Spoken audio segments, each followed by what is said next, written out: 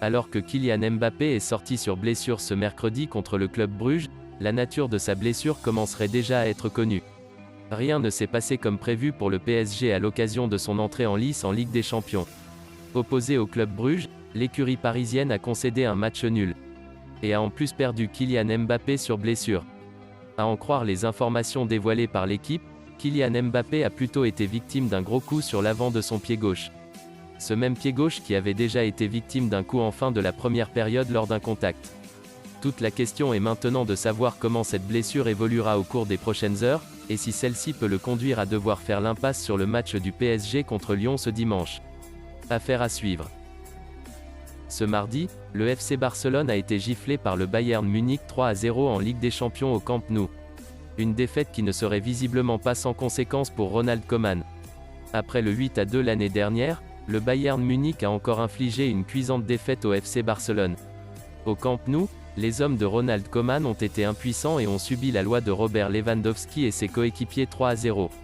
Une défaite qui passe très mal ce mercredi en Espagne, et les critiques sont nombreuses à l'encontre du club catalan. C'est d'ailleurs Koeman qui se retrouve en première ligne.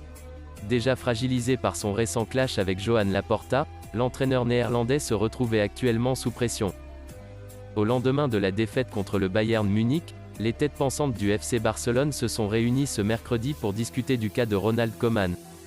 Ainsi, selon les informations de Sport, l'ultimatum aurait été très clair. Le Néerlandais a 1 semaine et 3 matchs face à Grenade, Cadix et Levante pour redresser la barre.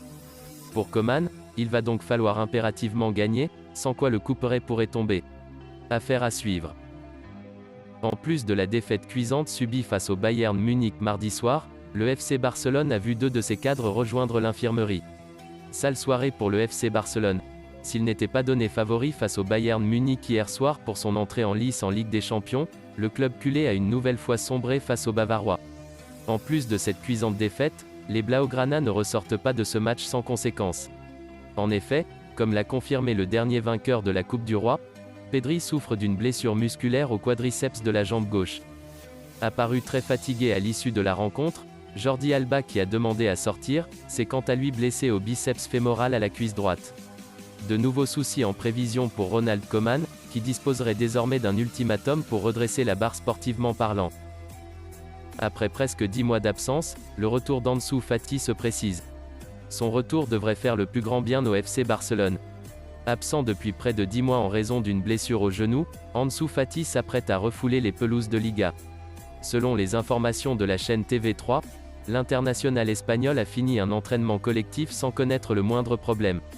Ronald Koeman, l'entraîneur du club catalan, envisagerait même de le mettre dans le groupe du FC Barcelone pour affronter Grenade ce week-end. Le joueur de 18 ans devrait apporter sa vitesse à une attaque qui en manque cruellement. Entré ce mercredi à la place de Jordi Alba, Alejandro Balde a connu ses premières sensations en professionnel.